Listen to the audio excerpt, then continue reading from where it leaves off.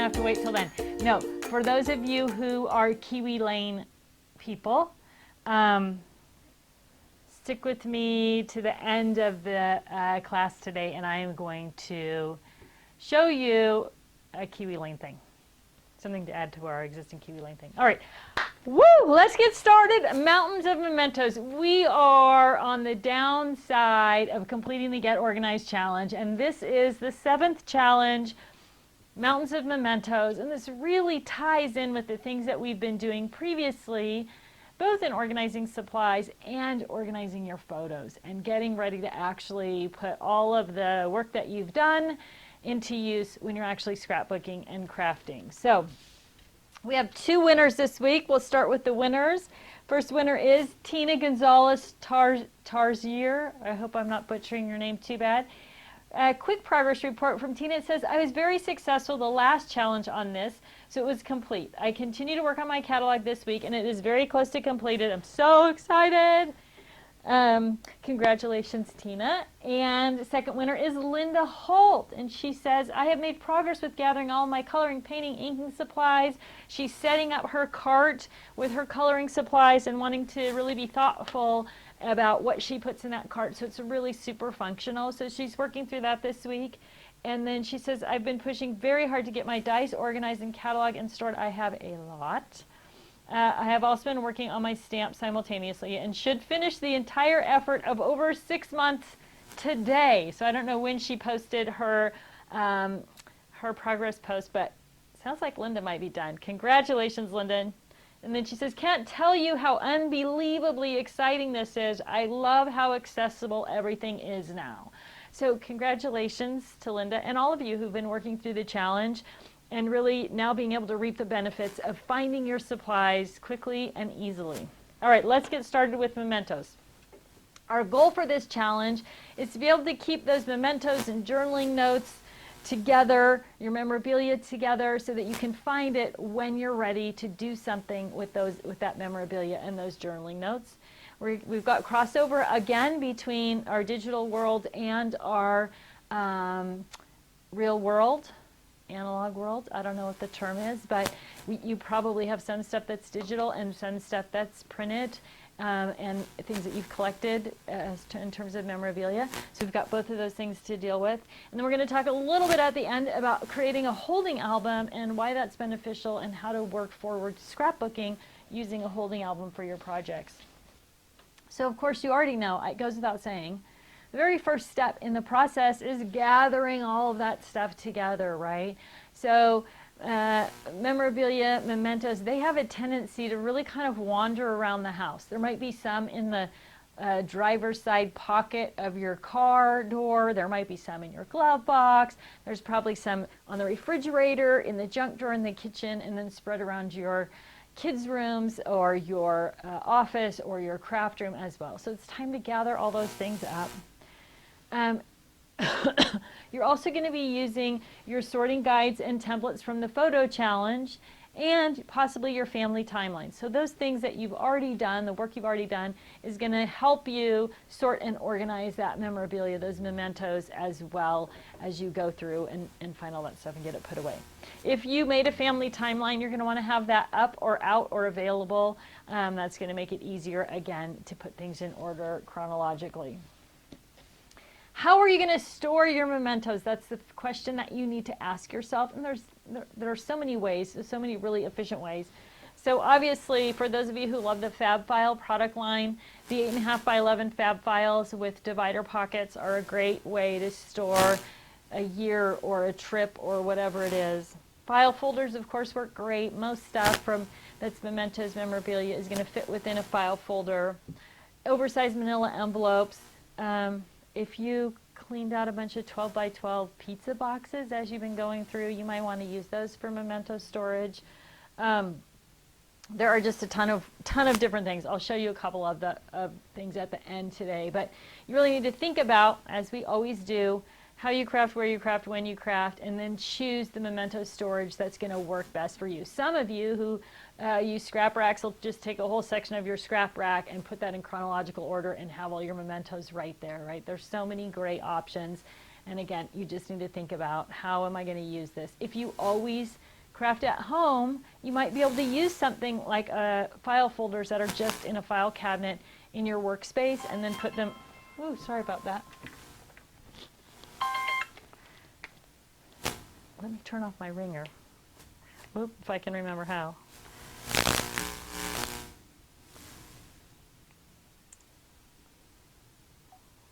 Okay.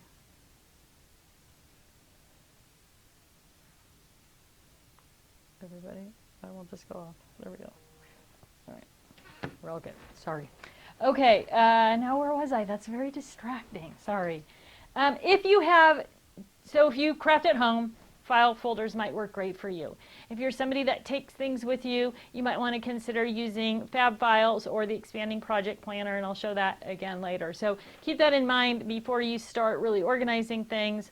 How you craft, what's going to be the best tool for actually being able to move those mementos around the way you move around.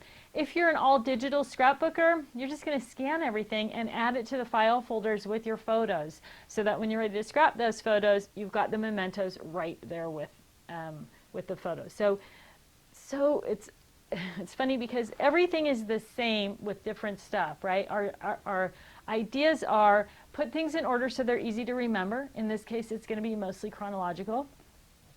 Put things together you use together, so your photos and your mementos together if you're using digital. If you are printing your photos, then you're going to store your mementos probably separately if you haven't printed all your photos out yet, but we'll talk about holding albums later. So it's a pretty simple process with mementos.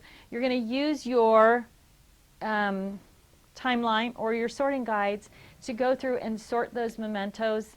Now again, if you have a lot of mementos to sort, if you can make it kind of a family event where people sit around the table and you talk about those things, those events, whether it's a trip, a family trip, or a sporting event, or a school play, or whatever it is, and kind of get everybody's insight into what that was like, you're going to have a much better scrapbook with more information from other people. So gather your supplies together, and then you're going to sort a container at a time, just like we always have, and you're going to sort them chronologically. You're going to label and date them. So if you're putting them in a file folder, Disney 2014, you're going to store them chronologically. If you have photos, either digital or physical photos that you're keeping in a storage box, you want to cross-reference everything, right? So on the on whatever storage tool you've used for your mementos, you want to link back and say, okay, the photos for this trip are in the computer under 2014 Disney, so that right when you pull up the mementos, you can get to the photos. And on the photo file in your computer or in the physical world, you want to put a note that says, hey, there's mementos from this trip. They're stored in the Fab file, in the craft room, dated 2014. So you just want to tie everything back together when they're not stored together. So finding one thing is going to lead you quickly and easily to the next thing. And you're going to follow the same process. So you're going to sort by year, and then by event, and then file or sort or store the same way by event, but chronologically, right? You want to include all the information you can with your mementos. So we have this little printable. You're welcome to do your own. This isn't super exciting, but it's just a little pre-done form that you can print right off the Get Organized Challenge page, and it just kind of forces you to put some notes down, right? So one of the reasons I think we're not great journalers is because we don't quite remember who that extra kid was in the picture, or was this 2013 Christmas, or was it 2014 Christmas? And we need to go back and do a little bit of research, but having something like this with each bunch of mementos, or even with your photos in your photo storage box, is going to give you all the basic information that you need to get started with good journaling. The other thing that I've seen people do with these is they fill this all out, and they're not great journalers, and they just put it on the back side of their layout, and then put their layout in their scrapbook, and then they can pull it out later and have all the information, or as you hand those scrapbooks down, all that information is on the back. So it's just a way to add a little bit more information to your scrapbook pages and it's not visible. So if you do the work to fill this out, you might want to put it on the back of your layout and then just drop that layout into your scrapbook. And then last thing you're going to do is file and store, right? So how you're going to store, how you're going to file, you have to choose your tools first, and then you can file and store with all your labels and everything. One thing that I'm really going to encourage you to do is, got my little pile of goodies over here. Take your calendar for the year and store it with the rest of the mementos for the year. So this is a school calendar from when my kids were in school, but it has all the things that happened at school on it, as well as some fun pictures, right? And then I put down all the things that we did as a family, vacations, etc., where I was, what I was doing in terms of my travel schedule. So this little calendar, which you can just add right to your fab file, it's 8.5 by 11, but whatever size you have, you can add right to your storage system right in the year, and you're going to have all those references. And it's super helpful, especially if you have kids or grandkids, because it does give the dates then of spring break, of summer break, of major events that happened at school. So when you go back, you have a reference to that. So your school calendar or even your desk calendar, right? Here's a wall calendar that I had, right? So having all of that stuff just packed together with your mementos doesn't take any time at all, but it's going to give you great reference when you want to go back and journal. So calendars are one thing. The other thing I really want to encourage you to do is create a journal. Just can be something as simple as a Word document, right? It doesn't have to be anything fancy. On your phone that syncs to your tablet, if you use the tablet or your laptop or your PC, whatever you use, get that one document to sync up. So if you're using something like Microsoft Office 365, super easy. You can probably also do it with Evernote, or Microsoft has one too. I'm blanking out on the name. But there's tons of apps out there that are going to cross all the platforms that you use, but it makes it really easy. You're waiting to pick up your kids or grandkids from soccer practice, and you can just type a quick note about what happened today, or what you did, or what happened yesterday, or anything. It doesn't have to be fancy, and it doesn't have to be detailed. It just has to be the date and some notes, and then you can use the search function, regardless of what tool you're using, the search function for keywords. So if you want to look for soccer practice, or you want to look for a particular date, or you want to look for a holiday, you can be able to search that document really easily and find the notes that you're looking for. So doesn't have to be fancy, but it can be just a really easy thing that you type a few notes in at night before you go to bed. And there's something very I don't know if cathartic is the right word, about journaling, about writing things down and sort of closing out your day, or tracking, what's going on in your life. So it's kind of got some other benefits other than just being ready for scrapbooking. Okay, so once you get your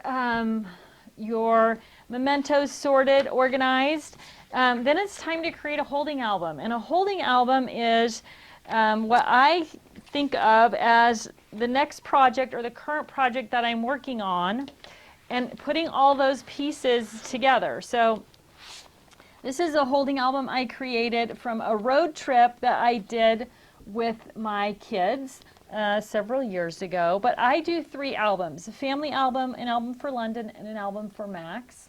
So these were the things that I wanted to include in the scrapbooks for all of us.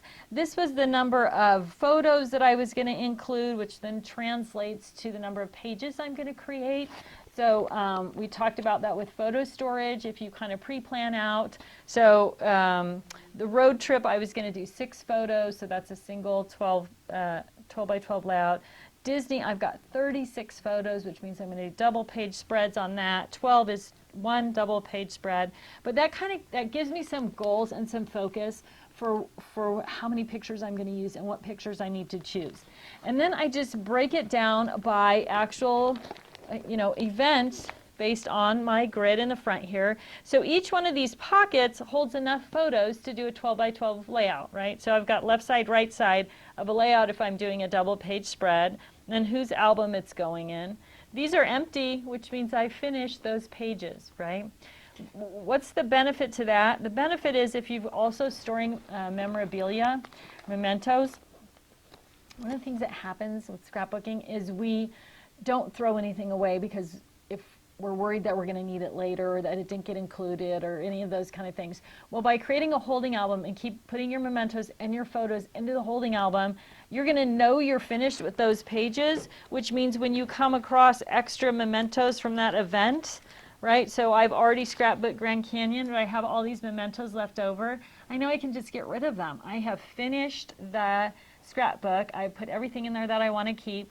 Or if I want to keep these as well, I can pull them out of this pocket and just put them in a pocket page in the back of my scrapbook. But I know that I'm done with the pictures because they're all gone from that section, right?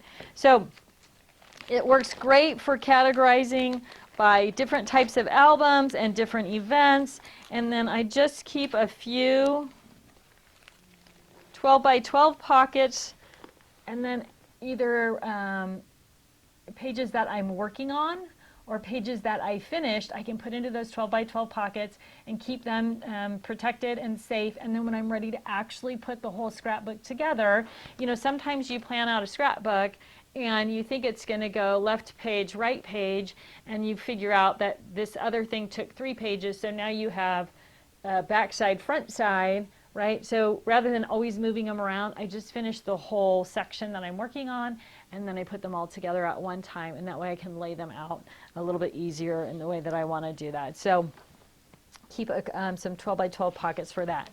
One of the most common questions that I get from people about a holding album is, should I put my paper and embellishments, everything I'm going to use in the album, in the holding album? And my best advice to you is no, don't do that. One of the things with the holding album is you may not get to it right away, and you may not use everything in it right away.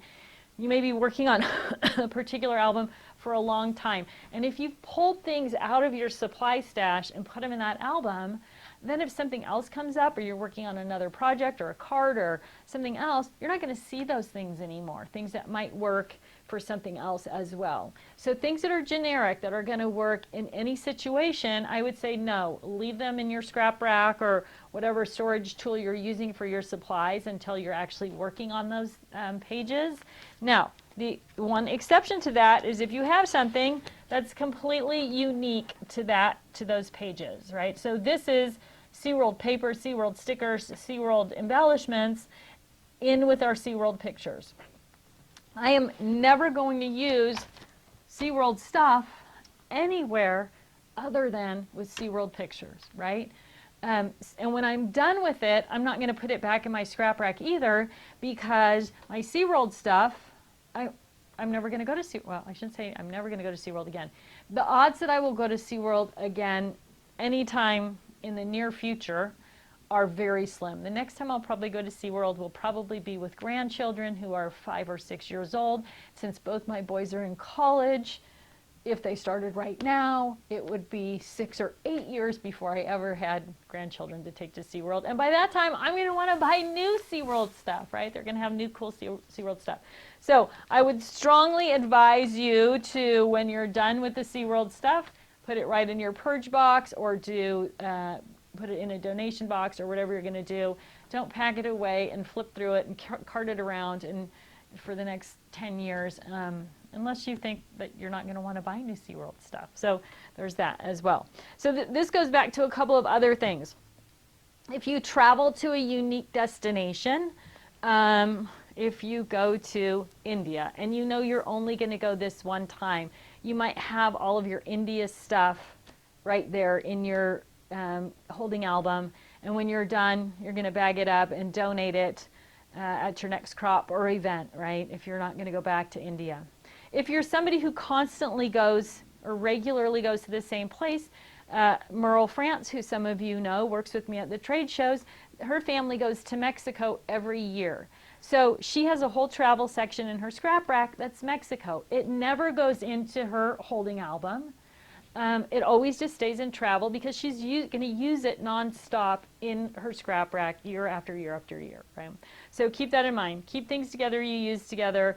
Only put things in your holding album that are going to be used up in the holding album and then discarded or donated or whatever when you're all done working with your holding album.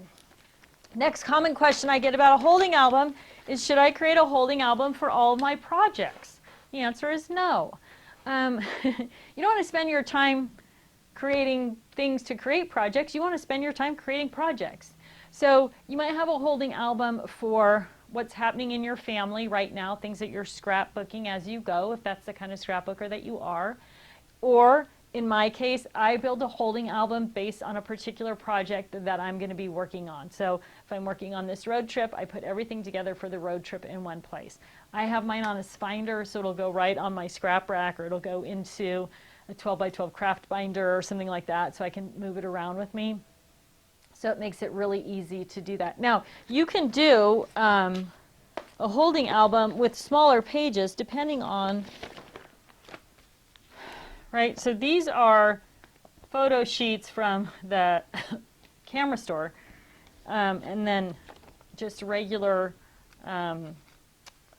page protector. So you could create a holding album also in an 8.5 by 11 binder if you've got the right sleeves, which I just got these at the photo store, so that's an option for you as well. You can use something like this is one that was in my holding album for a long time, so it's kind of beat up, but it has this clear strip on the side that's 3-hole punched, so it would go into that 8.5 by 11 binder as well. As you can see, it kind of stuck out the top, but it gave me a bigger place to store mementos before I was using the 12 by 12 format. And then of course, if you have bigger mementos, you collect newspapers or something that's oversized, you can buy larger larger manila envelopes like this at just the office supply store. And then I have a little label tab here, so you could catalog them, whether you're putting them in a box or a file drawer or whatever. That makes it simple to do that as well. The other thing, some of you like our card savers. So this is just a black card saver that I put all the mementos from. This was a trip to Europe, and everything is in there. So I have maps and postcards and tickets from things that we did while we were on the road there, kind of all just stored in here. So it's kind of a fun way to flip through and look at those mementos. And these are things that didn't make it into the album, but you could just as easily store the things until you are ready to create your album together in a card saver. So that makes it super simple to do that. So here's a little spoiler alert. Oh. On Black Friday, orders over $100, you're going to get a free card saver with your order. So if you're thinking of shopping on Black Friday, keep that in mind. It just says free gift on all the promotional materials, but it's going to be a card saver. So it worked out well with our memento storage week here too. So other options. This is the expanding project planner, and I have this bad boy loaded up. Let me just take the things out of one pocket and show you how much stuff is in there. So this again was from a trip, and we visited the Coca-Cola Museum on this trip on our way through Atlanta. So, but just a great way to kind of just clump everything together. Now I can just put this into my holding album, and I have all the mementos together. So the expanding project planner is a great way to collect mementos. So these aren't organized in any way. This is the whole trip. I took this with me, and as I collected things from the trip, it was just in my suitcase, and I just threw them all in there. So I've got everything for the trip together, and then I'll move it into a holding album based on, I don't even know where this was. It was a cruise. Atlanta, on the cruise ship, each port of call we went to on the cruise, once I start working with the holding album. So the expanding project planner is a great option. This is the same thing. Well, not the same thing. This is a collection keeper. So this doesn't have the 3 holes punch on the side, but it fits perfectly into a paper handler It is 12 by 12, so you can put larger 12 by 12 things in, but it's where I stored, like this is my journal from a trip to China that Park and I took last year, and then I've got, of course, all the mementos and airline tickets and all that kind of stuff. So this is all ready to go as well with everything from China. So this is called a collection keeper. Again, no 3-hole punch. So the expanding project planner has a 3-hole punch. This one does not. One other thing about your holding album is this is just a little sketch that Jill put together, and there's a download for it right on the website, right on the Get Organized Challenge page. So as you're planning out pages, you can kind of sketch in, okay, I think I'm going to put 6 pictures here or 4 pictures here, and I want to have, you know, buttons or flowers or whatever you know. You can kind of do those sketches to get those things laid out and really create that cohesiveness of your scrapbook and telling that story and how things are going to move along. So this is just a little download right there on the Get Organized Challenge page. So if you want to print that and put it right in with your holding album, it just kind of gives you an opportunity to sort of pre-lay out those things as you go along. So holding album, again, you want a holding album for the project that you're working on, or maybe something that's ongoing, that's fine, but don't spend a lot of time creating a bunch of holding albums. Create a holding album for what you're working on now, first and foremost. So when I say things that go along, when my son graduated from high school, I set up a holding album for that event, so that as things happened his senior year, you know, whether it was from the very beginning of senior year through, you know, homecoming and college application process and college acceptance letters, all the way through to graduation, I was able to keep everything in chronological order and ready to go so that I could put together his senior album pretty quickly at the end of the senior year. So in that situation, I would keep an ongoing one, but mostly just make a holding album for what you're working on now. I did mention that I do multiple, sorry, I got to catch up with myself here. Now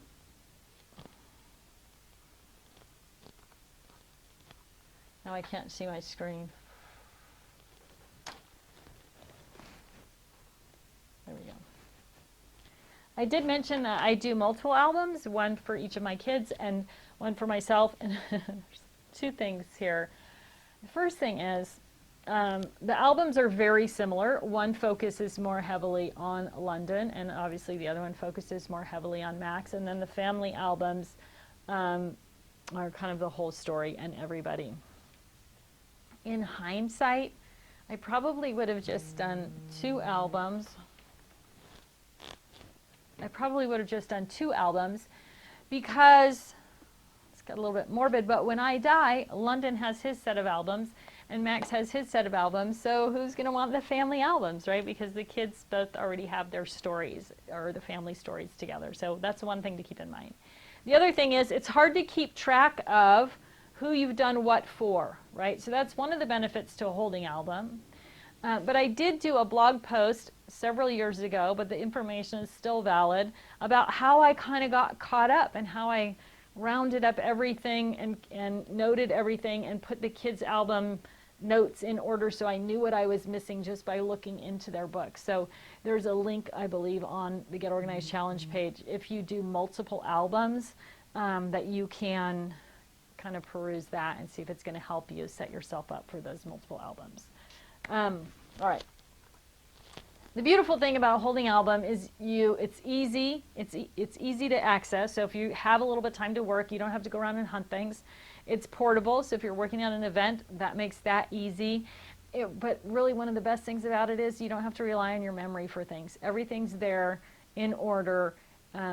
Your notes are there, your mementos are there, and it's all lined out for you, so it makes it really simple. And it takes away a little bit of that overwhelmed feeling when you are scrapbooking and you just kind of feel like, where is everything? It's going to really kind of settle that down. All right, let's talk about this week's challenge. So this week's challenge is to sort your memorabilia mementos into a filing or storage system. And of course, the first thing you want to do is think about what's going to work best for me. And then you want to create an incoming memorabilia station. We talked a little bit about this last week, but as new things come into your crafty life, how are you going to organize those things going forward so that you don't have to backtrack and reorganize? You're going to label the memorabilia with the location of the coordinating pictures and vice versa so that you can find things when you need them. Create an online journal so that you can keep track of what's happening in your busy life. Start a holding album for your current project so that you can move through it more quickly. Sort one container of photos if you're not done with photos, or 1 year of digital. Sort one more container of other stuff. So if you're still working on bits and pieces of stickers and embellishments and that type of thing, you want to get another container of those sorted. For those of you who are still working on paper, if you can just plow through 4 more inches, you're getting so close. Post your progress on Facebook and enjoy your reward. It's just that simple, right? So if you have questions or comments, you can reach us on the Facebook group, or you can email us, customerservice@totally-tiffany.com. I don't hear Karen coming upstairs with any questions, so I think we're in good shape there. So that kind of wraps it up for class today. But if you have Kiwi Lane stuff, I want to show you something interesting and fun and easy. It's a little bit funky, so. Oh. All right. Kiwi Lane girls and guys, if you're out there, George and Ken, if you're with us today. Someone emailed in and said to Karen, I would love Kiwi Lane pocket. So if you're unfamiliar with Kiwi Lane storage system, it's made up of pockets that look like this. There's different pocket designs, and they're specific to storing Kiwi Lane templates. If you've never played with Kiwi Lane templates, I would strongly encourage you to go on their website, find an instructor in your area that's teaching a class, and go play with their stuff, because it's really fun and you create really amazing things. There's no kickback from Kiwi Lane. I just think it's a great product. Okay, so emailed in and said to Karen or Leanne, someone, I would love to have just a single pocket. And then I thought, that's a great idea, and you could have just a single pocket, and I can make just a single pocket, and we probably will. But in the interim, if you would like that long single pocket, the plastic, how these are made is they are seamed with heat, right? So if you take your triple pocket and you just run your finger between the seam,